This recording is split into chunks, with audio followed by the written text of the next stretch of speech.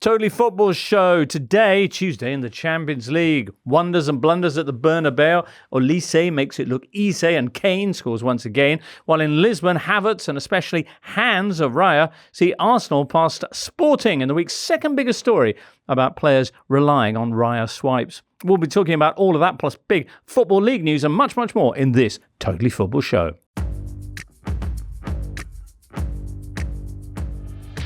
Wednesday the 8th of April. Special bonus Totally Football Show for you and for us indeed, listener. Thank you for being a part of it. Here in the studio, we've got Liam Twomey. Hi, Liam. Hello. Been a busy guy of late, Liam. I mean, it's all within the realm of how busy Chelsea would normally keep you. Right. I'm just pleased to still be invited to the Champions League party. Now Nice. The club I cover is at home. Yeah, you've done a bit of extracurricular stuff as well. Penning what I believe is the most viewed article on the Athletics Excellent website. We'll get onto that a little bit later on. Art De Roché is there, probably in close second with your output. I doubt it. Really? But good morning, everyone. Good morning to you, I hope Art. you're all doing well. You very much drew the long straw and got Sporting Arsenal to watch on Tuesday night. Yeah, it was a tough one to watch, especially when I caught up on what happened in the Madrid Bayern game. But I mean, thankfully for Arsenal, they were able to get something of a job done with a 1-0 win. So the result made it worth it. I Definitely. guess. A 1-0 win away to a team that had won its last 17 in a row at home. As you say, you missed out on events at the Bernabéu and also at the racecourse ground. But Daniel, you didn't, because you actually went along to Tuesday's highest scoring game, Wrexham Saints. Yes, I did indeed. It was it was an odd game in that I think Wrexham were really up for it, partly because Southampton had played and beaten Arsenal, and there was this sort of after the Lord Mayor's show energy hope, I think, from the home stands that Southampton just completely obliterated. Yeah, they were phenomenal. There's where you sit at Wrexham, there are fans directly behind you. And it sort of feels sometimes like you're watching an episode of The Royal Family, hearing them all sort of chat to each other. And the defining punditry at the end of the game was just leaving on 89 minutes and saying that's the best team we've seen this season and it's not Wrexham. So, wow. Yeah, Southampton mean business. That's the Royal Family as in the TV show rather than the outdated... etc. and so on. Right, okay, good. And I'm not making accusations about anyone. Right, Wrexham. okay. And that's also Wrexham Saints, the fixture, not the Reformation policy, just to clear that one up. Wrexham. No, okay, fine. So that was in the Championship, and a significant game it was too. There were other big events. We'll get onto those later on in the Football League. But in the Champions League, Bayern were a big story, getting their first win at the Bernabéu in a quarter of a century. A 2-1 victory. Could have been 3-1, could have been 2-2. Kind of a crazy game. Leon will be telling us all about that very shortly. Over in Lisbon, Arsenal beating Sporting 1-0 with a late winner from Kai Havertz. They remain, the Gunners, the competition's only unbeaten side, and it's a win that also confirms the Premier League's fifth team in next season's Champions League. We'll begin at the Bernabéu. Real Madrid 1, Bayern 2. Liam Twomey, a game with lots of big names, lots of shots, quite a few errors, a lot of fun, basically. Yeah, I feel like this was close to the Homeric ideal of what you'd want from a big-time Champions League knockout game. 40 shots, evenly divided between the two teams. Every minute it felt like there was a chance at one end or the other. And it did ebb and flow. Although I think you have to say that Bayern broadly controlled it and looked significantly the better team for an hour. Real Madrid are Real Madrid, and they're never truly dead and gone. Well, as you say, Bayern looked significantly the better side. Looked like they were making the Bernabéu their own playground, a ground where they hadn't won since 2001. Yeah. And Michael Olise or Olise in particular, Michael... perhaps not Michael Olise himself, writing in and saying, is Olise the best player in Europe right now? He's got a case. Have you seen anyone play better than he did last night? I think it has a real case to be the best game of his career in terms of the stage and the quality of play that he was doing it against. Although you have to say that his direct opponent, Alvaro Carreras, maybe not the best left back that he will ever play against. Initially, for the kind of first 10 minutes, I was a bit surprised that Bayern didn't go straight for Trent Alexander-Arnold, because that's what we've seen a lot of teams do over the course of his time at Liverpool. But it turned out actually that they thought Real Madrid's left side was even weaker. And of course, that's the side that Olise generally dominates. So Carreras didn't have any protection from Vinny Jr., as you would expect. Arda Güler tried to get out there to help every now and then, but it felt like Elise could just do whatever he wanted. And he beat Carreras on the outside and floated dangerous crosses in. He also beat him on the inside and had really dangerous shots. And he was kind of the hub, I think, of Bayern's dominance for the first hour of the game. They had a chance to take the lead, spurned by Upamecano after a nice ball from Harry Kane, but it was Trent Alexander-Arnold's side that was exploited by the much-missed Luis Diaz for the opening goal. The goal did originate from the left side, so it was Vinny Jr. giving the ball away, and then Bayern had a rapid attack. They were basically playing a front four, which is incredible in itself to see for a visiting team at the Bernabéu, and all four players were involved with the passes, with the movement, and it ended up being Serge Gnabry playing the ball through for Luis Diaz. And watching that sequence, I did feel that maybe that's not the first time Luis Diaz has made that run off the back of Trent Alexander-Arnold. I feel like that may have happened quite a lot in Liverpool training over the years. Trent Alexander-Arnold never once looked back to see where Diaz was, really. Although in his defence, it did kind of all happen so quickly, and Carreras played everyone on side. And Diaz provided the kind of finish you'd expect from him. Okay, under the watching eyes of Thomas Tuchel. That was shortly before half-time, very shortly after the kickoff for the second half, about, 28 seconds or something. Harry Kane had made it 2-0. Yeah, Real Madrid came out with their business faces on. No changes at half-time. You were expecting some kind of response, and instead, Bayern just jumped all over them, and they got another high turnover. This time, it was Carreras giving the ball away. Again, very fast attack. And Harry Kane just did that thing that he's increasingly done in the second half of his career, whereas he's become this more withdrawn nine of just peeling into that spot, just on the D outside the penalty area, and just waited for the ball. And when it came, I feel like there are very few players in the world that you would back to find the corner as consistently as he does.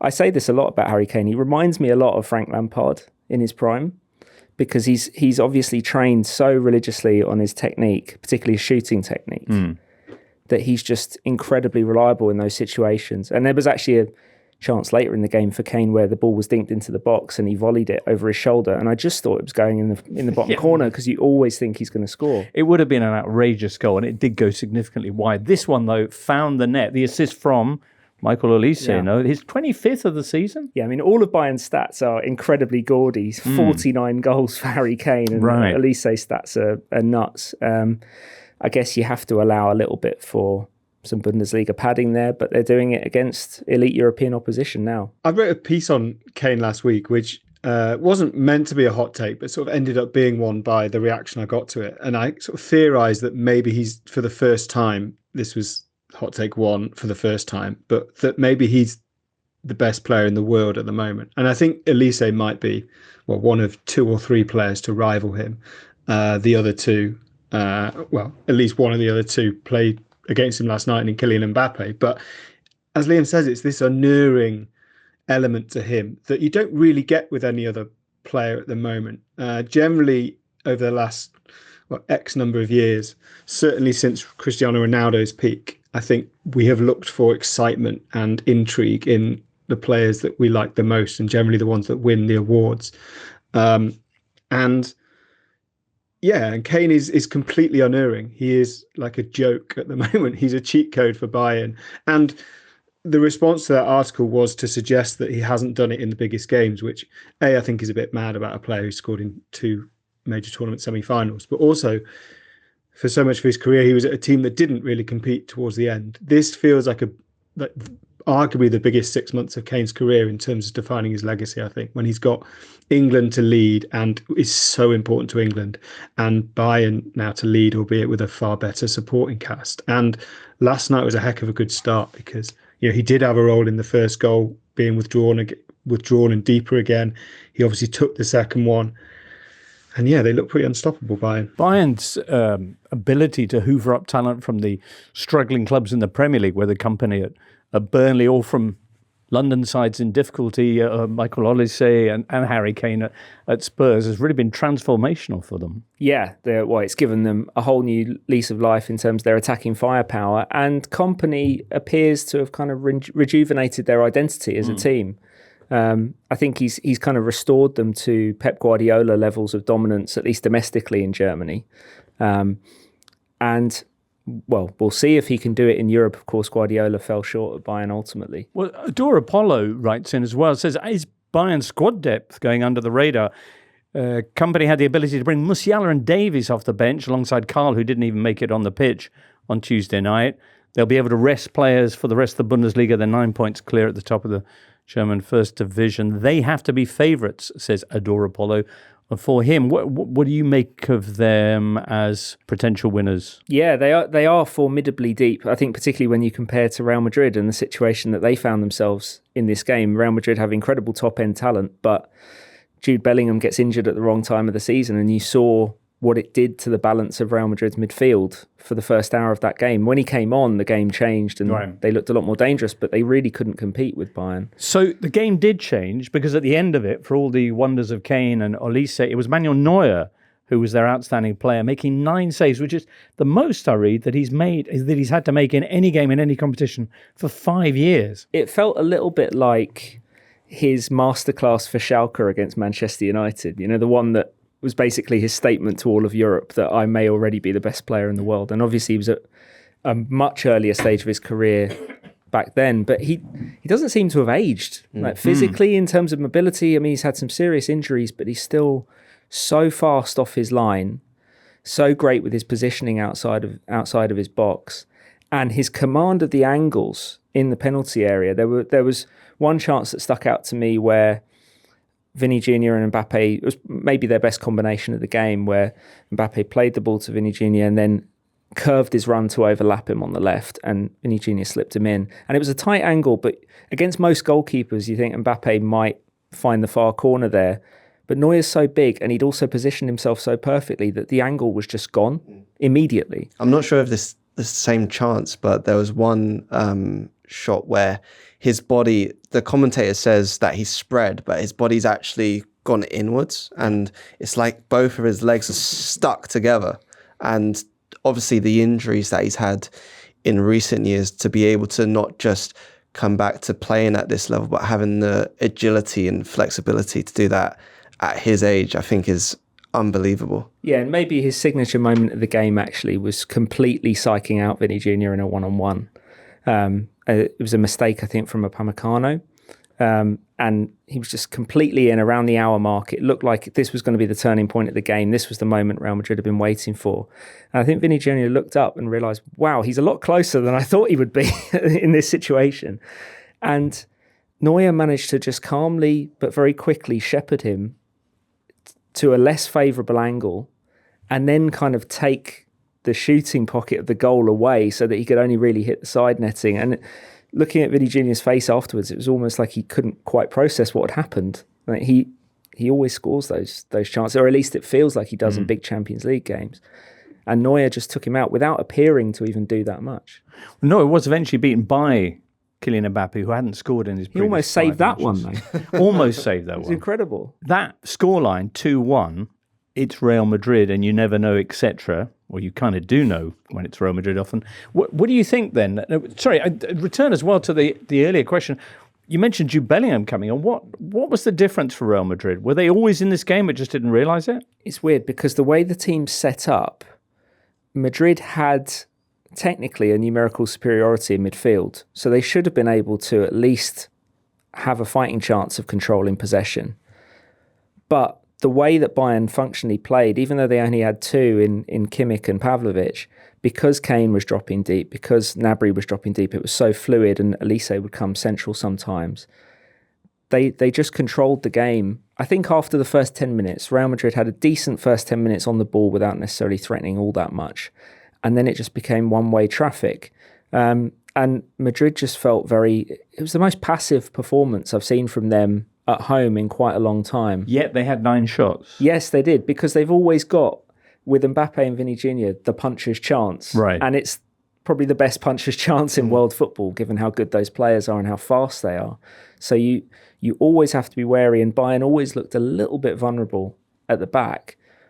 But the actual dynamic of the game favoured Bayern so much for so long that you have to think that they are heavy favourites in the second leg. I think that word dynamic is probably the most important with this Madrid team, because I remember Arsenal playing them last year in the quarterfinals, and once the momentum was in Arsenal's favour in the first leg, it just seemed like Madrid didn't have, I guess, the balance to deal with that off the ball. And then on the ball, even though there were maybe a few times where Mbappe could break, it just didn't seem like there was a glue there that Arsenal did have, that Bayern Munich had last night as well. So even though it is Real Madrid, as you say, I just feel like there's something just not the same compared to in previous years. That being said, I caught up on the game and it felt like Madrid could have won that game with the amount of chances they had late on. And I think that's what makes Mbappe in particular so exciting. I mean, everyone knows what he did in the World Cup final in 2022, and it seemed like he still has the potential to do something like that even in the next couple of weeks. Up second best. On that part, we'll see. But I think he can still have a big part to play. I think what created the game that we saw more than anything else is that Real Madrid have 2 cheats off the ball. And I don't mean that in a libelous sense. No one's taken it that way. Sure. No, but that's what happened last year. Yeah. Because Mbappe and Vinny Jr. do no work when they don't have the ball and they don't track back. Right. There's no resistance to Bayern or Arsenal last year in terms of building the play into midfield. So their dominance in that sense is pretty unrivaled. But the flip side of that is that because Mbappe and Vinny Jr. have literally nothing to do but focus on taking up dangerous positions for when the ball comes back to Madrid, they are that much more threatening in those situations. And they are so fast and they're so good at combining, and it's very off the cuff. It's very improvisational what they do. I think we saw this with the best Madrid sides under Ancelotti when it was Vinny Jr. and Rodrigo as well. I think Vinny Jr. and Mbappe are building that kind of chemistry. And that's a real weapon. And it created a really fun game because it kept Bayern vulnerable even while they were on top, but Madrid were relentlessly vulnerable. It's also nice to see, really heartwarming to see the Trent Alexander-Arnold culture war go international this season. Last night felt like the perfect example.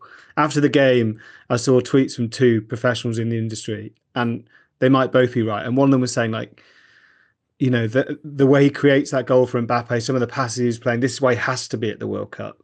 And one was saying, you look at how he can't track a man who he played club football with for years and can't spot a run behind him. And this is why Thomas Tuchel won't take Trent Alexander-Arnold to the World Cup. And I was like, yeah, that's it. That's perfect. This is both why he will and will not be on the plane to the US.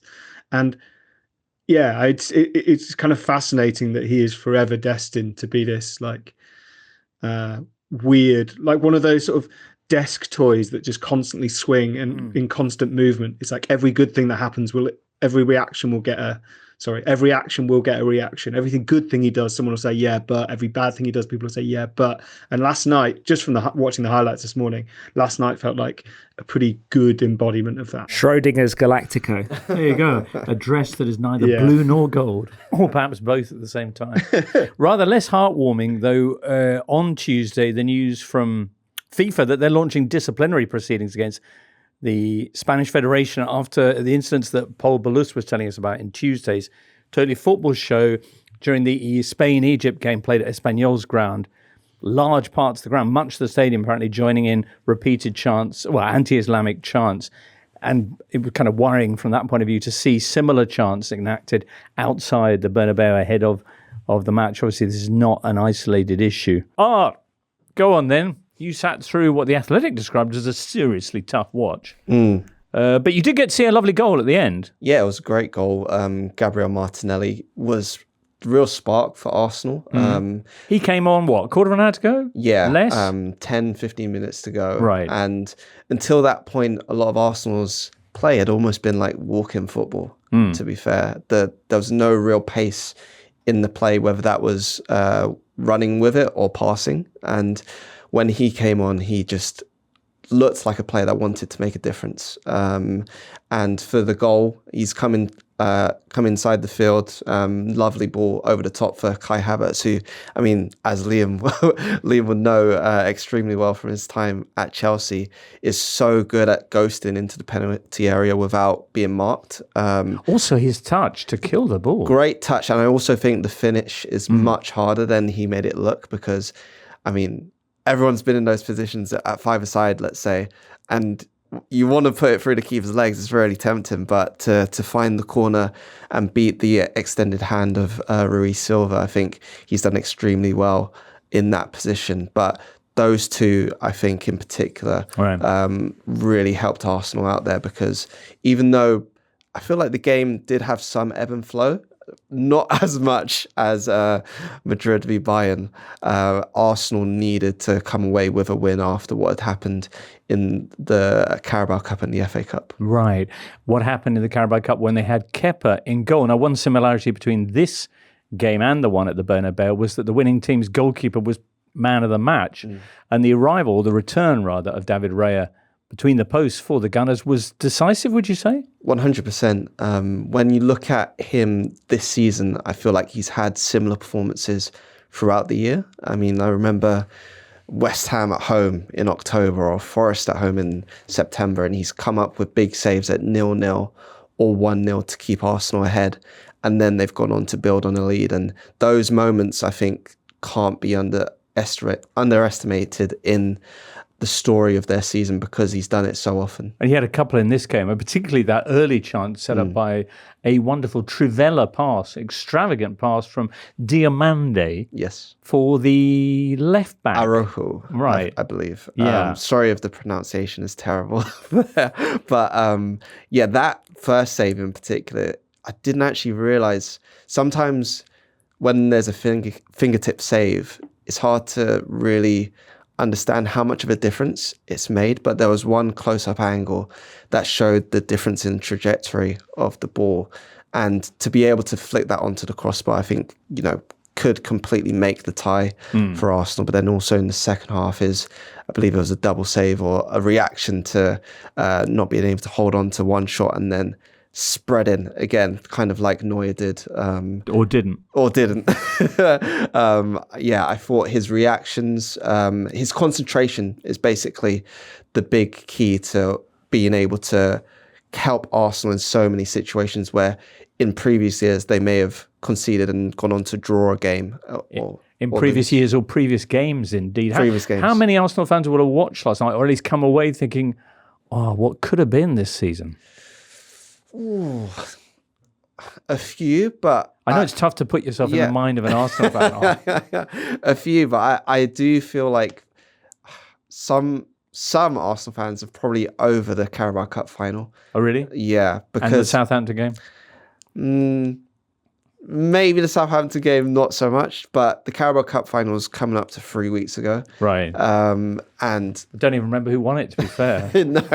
Wow. I think in this moment, a lot of the focus is now on Premier League and the Champions League. They're not trying to look back at what could have been. And with those Kepa mistakes, I feel like there was an understanding that if Raya was in goal, those mistakes wouldn't have happened. So it's not one that most Arsenal fans would be overthinking about. There probably would be some regret, but I mean, you can't change the past. So, yeah. Yeah. So true. Well, on the positive side of things, the two most important titles still out there. Arsenal with a 1-goal lead, much as Bayern are, but much as the Bavarians, they won away at a notoriously difficult ground. Sporting with a terrific record there. They'd beaten everybody who'd visited in the Champions League, including Paris Saint-Germain this season. Away from home, how are they? So they lost 3-0 away to Bodo Glimt in the round of 16, which I think, looking back on it, I wouldn't say it was a complete surprise because of how Bodo Glimt have played throughout the Champions League before they got knocked out.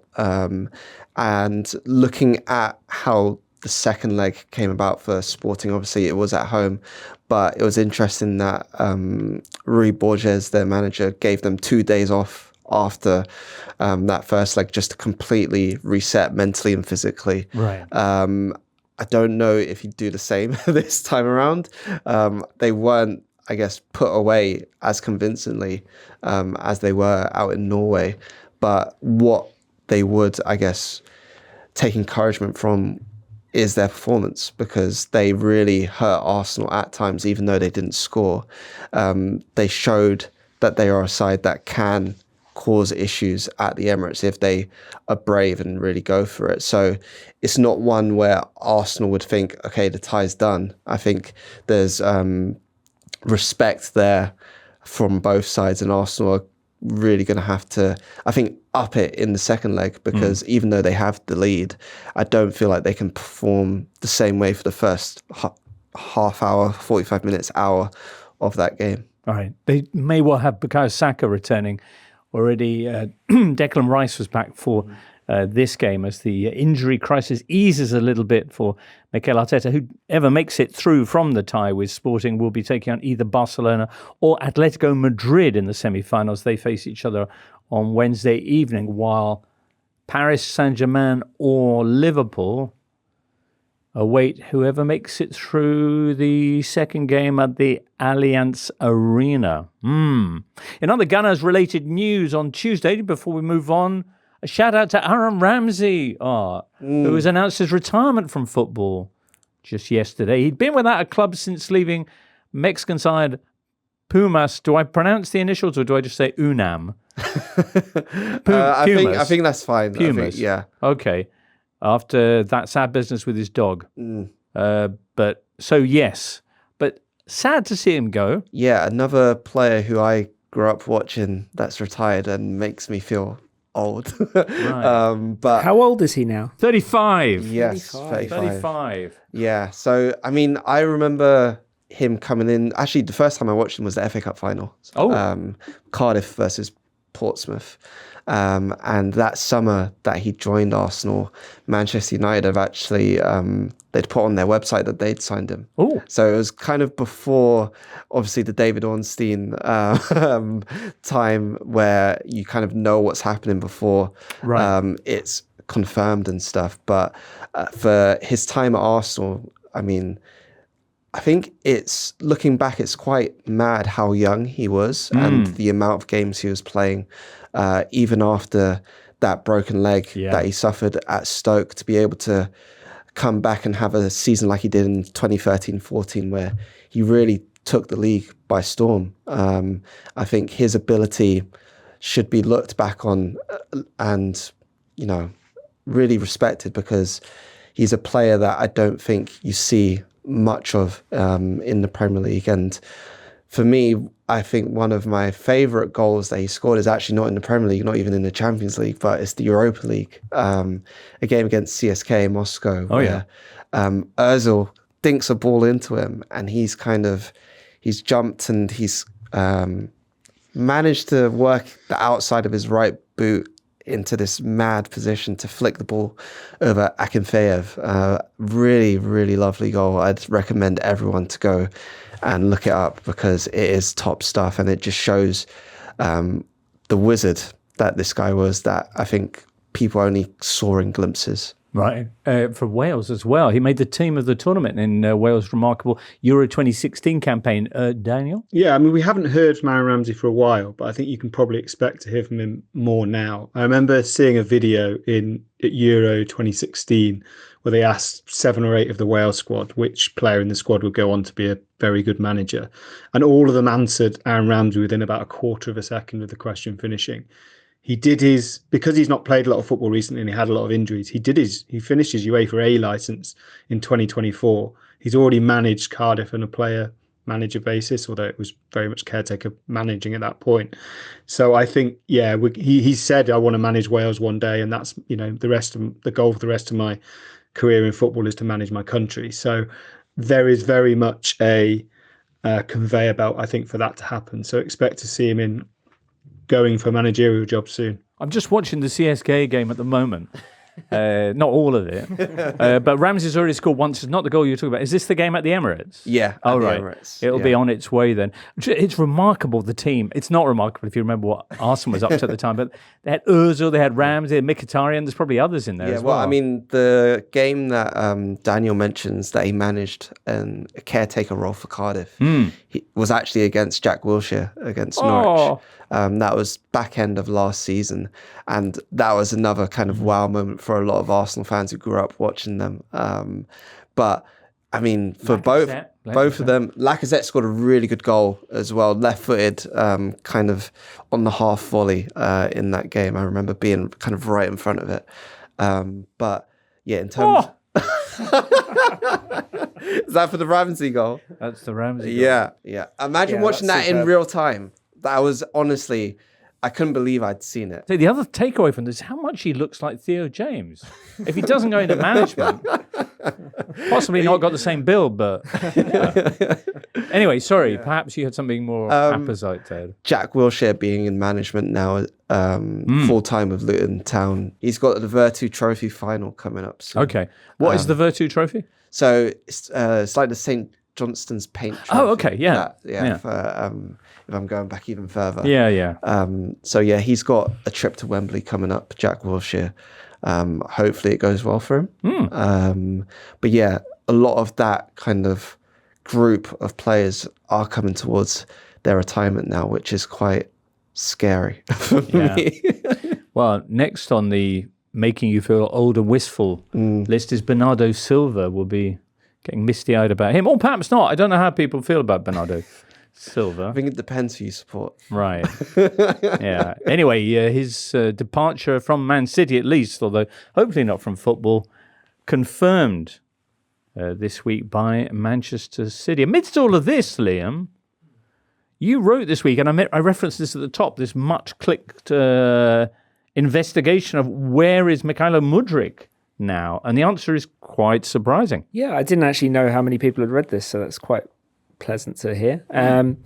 He has been training at Uxbridge FC in northwest London for several months at his own kind of expense and behest and arrangement, because Chelsea are not allowed to arrange anything for him. Okay, so brief timeline on this is they bought him for what, 68 million? 62 million, 62 I believe, million. up front from Shakhtar Donetsk in January 2023. Of course, gazumped Arsenal in the process. Ask, do you think there's an alternate timeline where, he joins Arsenal and it's just a completely different story? I mean, who knows how all of this particular process would have played out, but I did feel even at the time that Arsenal would have been a better spot for him, because he would have been coming into a more settled environment. He would have been behind Gabriel Martinelli, and he would have had, I think, one of his best friends in football in Zinchenko at the club to help him settle, whereas he came into this, I think even people at Chelsea would admit it was chaos at the time in January 23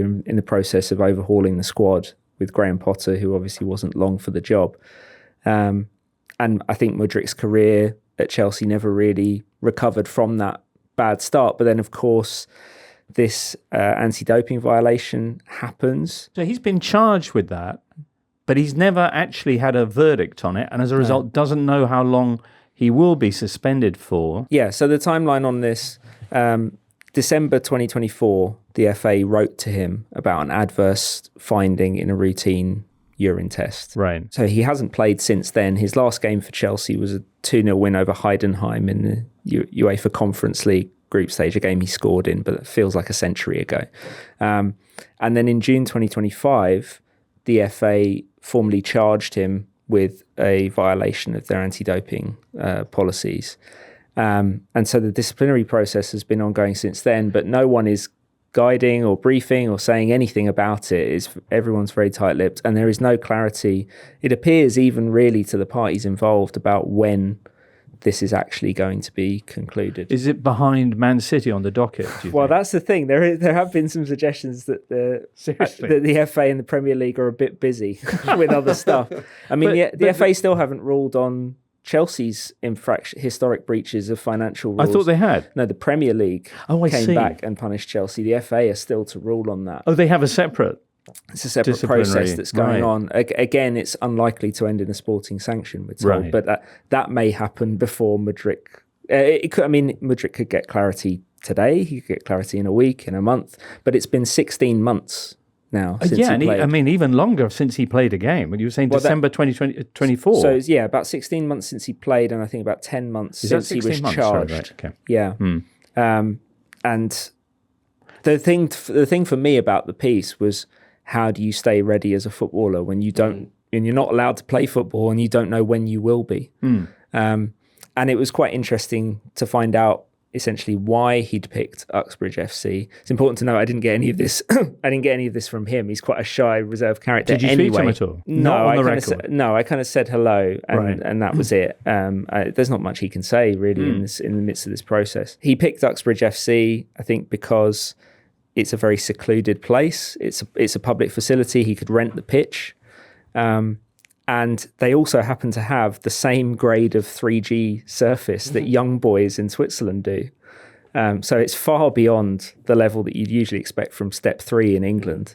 So it's easy to see why a Premier League footballer in a kind of exile would choose it. And he looks in good shape? He looks in excellent physical shape. I mean, whatever you feel about how he came to test positive in that sample, it does seem like kind of mental cruelty to keep him in this limbo.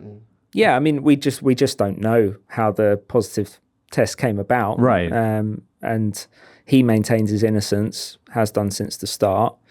But I do think it's unfair that the process has dragged on so long. Because, I mean, you have to say the maximum punishment he could get is a 4-year ban. Yeah.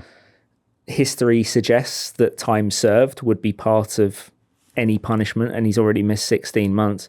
But if he's found innocent, he could play tomorrow. But then what happens about the 16 months that he's 25 at the moment? He's 25 now. He was 23 when he last played a game. Yeah, madness. It recalls slightly the Adrian Mutu affair. And the only reason I mention this is that Chelsea famously then sued Mutu for millions and millions of pounds. Did they ever get that money? I don't think so. I mean, that's why I hesitated when you mentioned it, because I think the difference so far has been in Chelsea's approach. I think they've very much supported Mudryk in all the ways that they're allowed to. Right. They can't arrange anything for him, but they've been monitoring his situation. He's on a physical program that they are monitoring, which they're allowed to do. And they've been fulfilling their contractual obligations to him.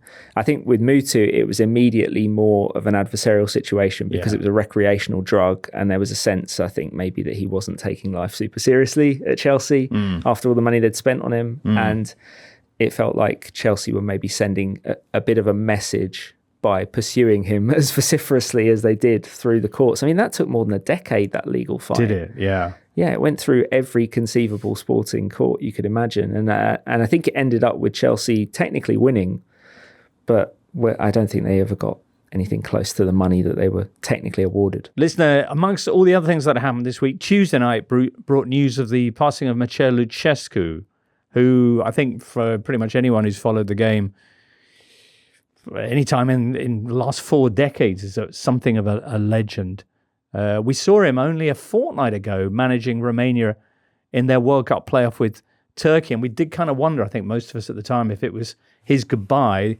Everyone knew, I think, that he'd been seriously unwell, that he'd had to leave his hospital program to be there with his national team in this key game. He said prior to the match, "I can't leave like a coward," of his role as Romania coach. They lost the game, and there was a certain look that he gave as the whistle blew that made you wonder if we'd be seeing him again, and sadly we won't. But a legend he leaves as. 45 years as a manager, over 1,500 games. He was in charge of 2 national sides, Romania, who he took to their first ever European Championship way back in 1984, and 11 different club sides as well. And just a remarkable fellow. Daniel, let's now talk about the EFL. You were in Wales on Tuesday night for Wrexham against Arsenal conquering Southampton. Southampton very much looking like the Bayern Munich of the Championship here. They are in a remarkable run of form at the moment. 16 games unbeaten before Tuesday, including beating 2 Premier League sides in the FA Cup, Arsenal and Fulham. Fulham away. And it's been a mad season for Southampton in that they came down from the Premier League and so should have been or were one of the favourites to be automatically promoted. Appointed Will Still, sacked Will Still, gave a job to a caretaker who did very well, then appointed the caretaker. He then didn't win for the first 7 games. Everyone thought we've completely balked this whole season. And now they are the form team in the country with the run they're on.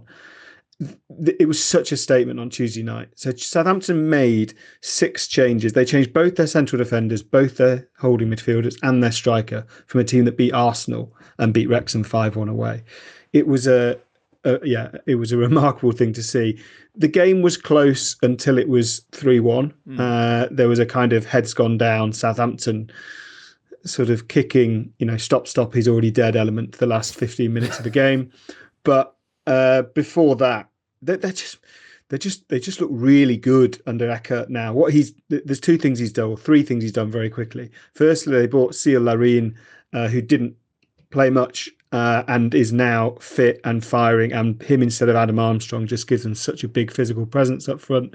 He's changed formation from 3-4-3 to 4-2-3-1 to support Larine, and they're also prepared to sacrifice possession a little bit more under Still, and to an extent under Eckert on the bad run.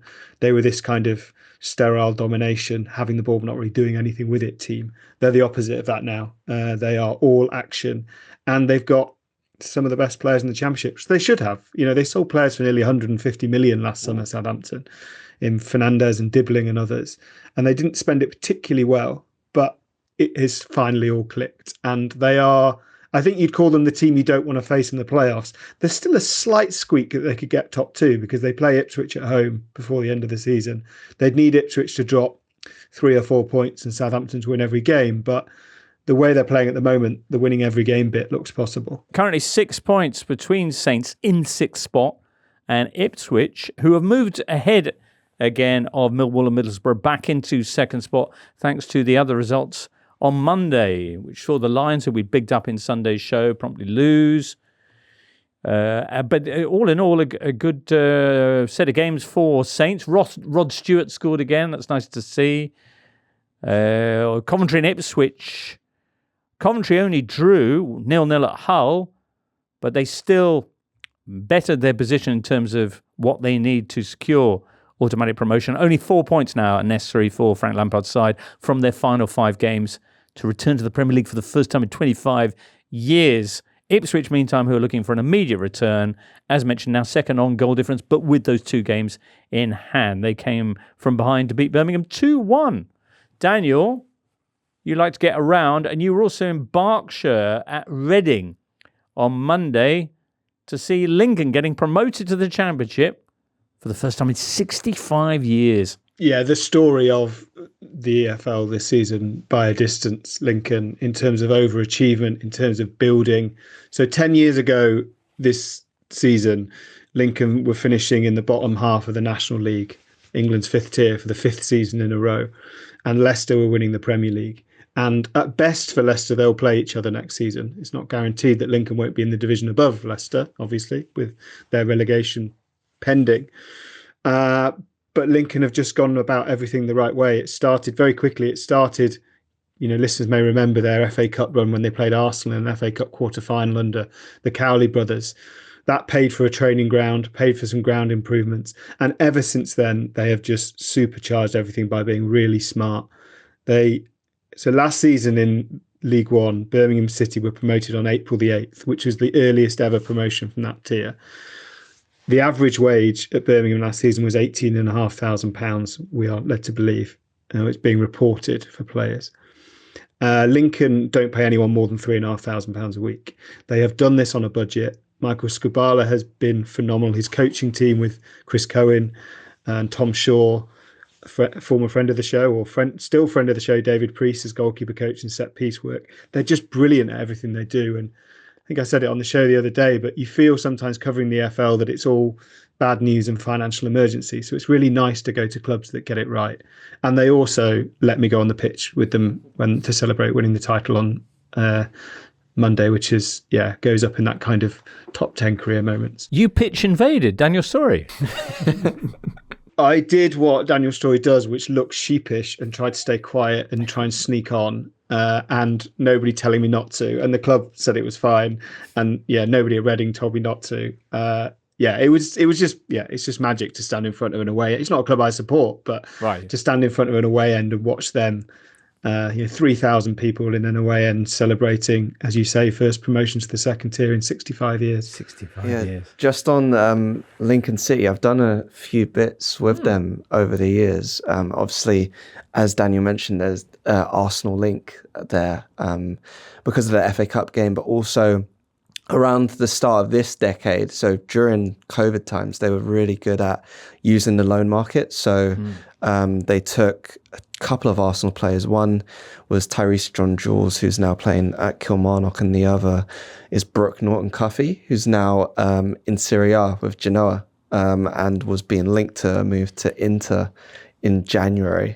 But they also had Morgan Rogers, Brennan Johnson as well. So at the time, I was able to speak to their director of football, Jez George, and he was really good on how they kind of look to identify really good talent at the top teams who are, in need of real football experience, senior football experience, and being able to give them obviously a dose of reality in terms of what I think League One football offered at that time, but also just the experience of playing men's football as well, which they got spot on with quite a few. 4 players there, for example. Daniel, I was going to ask you mentioned the incredible wage budget. What kind of problems are they going to have going up to the Championship that other clubs are going to come in for, all these massively underpaid talents? How they would describe it is that they think they're the best club in the country for what they want to do, as a home for the players they have. They sold Jovan Makama last summer to Norwich for 1.2 million, which is the highest ever sale in the club's history, and they got better. So they are certainly not scared about selling players. They bought a Ukrainian under-21 international for not very much money from the Czech league, who has slotted into defensive midfield and looks brilliant. So they all, Art mentions Jez George, he will back themselves. They will all back themselves to do that again. There's obviously a big financial gap. There was a change of ownership structure midway through this season, so they have some American investment. It's an investment group led by the former owner of the San Diego Padres. Also includes Landon Donovan, who's been watching their games at early morning US time over the course of the last few months. So there is the ability to spend, but they say they want to do that on infrastructure and kind of legacy projects more than player wages. I don't think they're going to deviate too far from it. Keeping hold of Michael Scabala is the massive thing, because he's East Midlands based. This is still his first job in management. He's done a remarkable job, and if I was Leicester City, I'd be doing anything I could to try and appoint him this summer, whichever division they are in. But yeah, it is just a brilliant story, and there aren't as many as them around as there should be. It would be remiss of me not to plug the piece I wrote, because I spent Friday with them and Monday with them, all behind the scenes and obviously on the pitch after the game. So there's a kind of long read feature on how they did it. Okay, that'll be on the Eye already, or in the days to come, certainly. Yep, that's out. Yeah, that was out yesterday. So the inews.com. Yeah. Very, very good. Thanks so much, Daniel. We'll be seeing you on Sunday in the studio, I think. Yeah, absolutely. After Chelsea, me and Matt Davies-Adams, I think, schlepping over from Stamford Bridge. Brilliant. It is a big weekend as the Premier League returns. Many thanks anyway for joining us today. Many thanks to you, Liam, and to Art, and to Xavi and producer Charlie in the booth, and you listener. We're back on Thursday morning all over again. Do join us then. For now, from all of us here, it's goodbye. The Totally Football Show podcast is available 3 times a week, bringing you all the football news you could reasonably be expected to care about. We've got views, we've got stats, we've got analysis, we've got some of the best football writers around, and the whole thing is absolutely free. So have a listen on Spotify or Apple Podcasts or all the usual places by clicking on the link below.